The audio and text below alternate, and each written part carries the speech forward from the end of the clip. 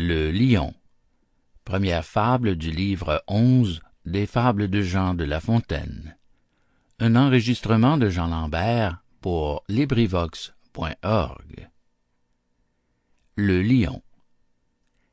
Sultan Léopard, autrefois, eut, se dit-on, par mainte aubaine, force bœufs dans ses prés, force cerfs dans ses bois, force moutons parmi la plaine. Il naquit un lion dans la forêt prochaine.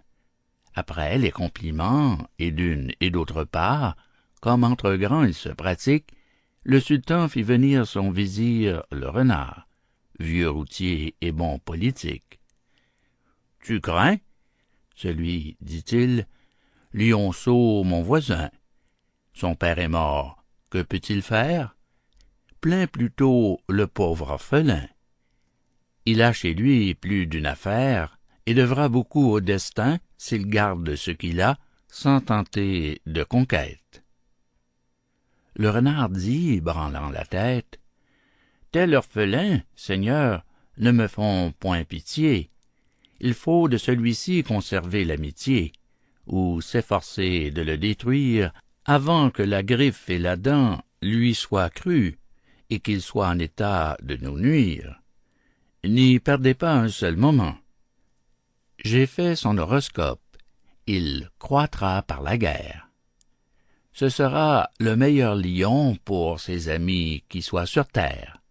Tâchez donc d'en être, sinon tâchez de l'affaiblir. » La harangue fut vaine, le sultan dormait l'or, et dedans son domaine chacun dormait aussi. Bête gens! Tant qu'enfin le lionceau devient vrai lion.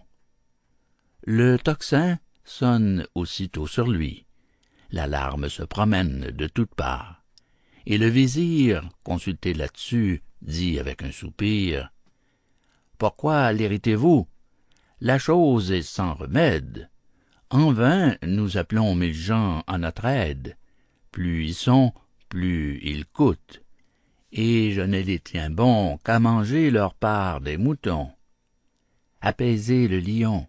Seul il passe en puissance ce monde d'alliés vivant sur notre bien. Le lion en a 3 qui ne lui coûtent rien, son courage, sa force, avec sa vigilance. Jetez-lui promptement sous la griffe un mouton. S'il n'en est pas content, jetez-en davantage. Joignez-y quelques bœufs. Choisissez, pour ce don, tout le plus gras du pâturage. Sauvez le reste ainsi. Ce conseil ne plut pas, il en prit mal, et force États voisins du sultan en pâtirent. Nul n'y gagna, tous y perdirent. Quoi que fît ce monde ennemi, celui qu'il craignait fut le maître. Proposez-vous d'avoir le lion pour ami, si vous voulez le laisser croître. Fin de Le lion. Première fable du livre 11 des fables de La Fontaine. Cet enregistrement appartient au domaine public.